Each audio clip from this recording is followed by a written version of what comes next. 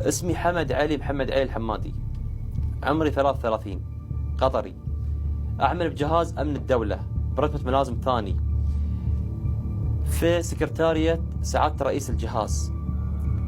التحقت سكرتارية رئيس الجهاز شهر 12 2013.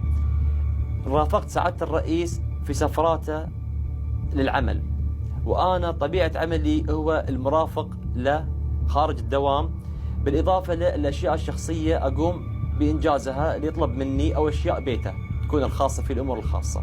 قبل لا أنتقل لسعادة الرئيس كنت أعمل مع المقدم جاسم محمد عبد الله رستم، مساعد رئيس الجهاز لشؤون العمليات. اتصل بي المقدم جاسم وطلب مني أن أنا أحضر المكتب الساعة 10 الصبح. جيت تقريبا على الساعة 12 أو 12 ونص، أعطاني مبلغ 25,000 ريال قطري من نثريات الجهاز.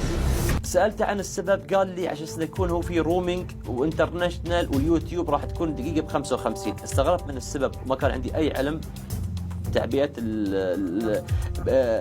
بتعبئة الأرقام هذه لهذه المبالغ الكبيرة.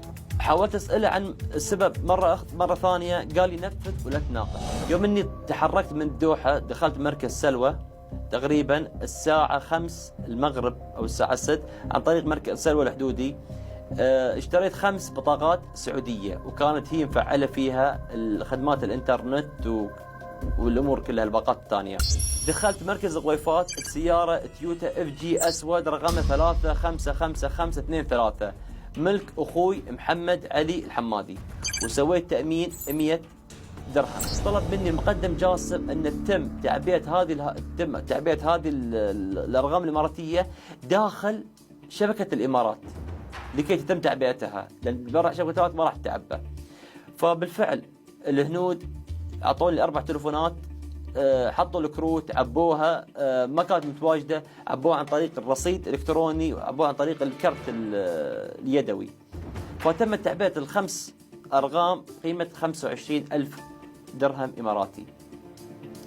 بعد ذلك نزعت الكروت من التلفونات، وأخذت الكروت مع التلفونات ومشيت.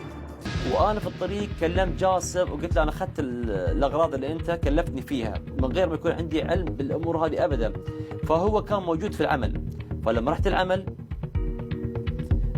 كان هو طالع من العمل، وتوعدت مع عوضة الأغراض، وقلت له أنا دفعت 1200 شراء الكروت السعودية والبترول والتأمين. كان حمد خميس الكبيسي النقيب مدير الإدارة الرقمية كان متواجد، وجاسم سلم الخطوط حق حمد خميس الكبيسي مدير الإدارة الرقمية في جهاز أمن الدولة سابقا. الإدارة الرقمية هي من قامت بإنشاء حساب أبو عسكر وحساب قناص الشمال والحسابات الأخرى اللي تسيء لدولة الإمارات، واستخدامها لمهاجمة دولة الإمارات ورموز دولة الإمارات، والمغفور له الشيخ زايد الله يرحمه، والشيخ خليفة بن زايد رئيس الدولة، والشيخ محمد بن زايد، والشيخ عبد الله بن زايد، والشيخ هزاع، بالإضافة إلى الفريق ضاحي خلفان.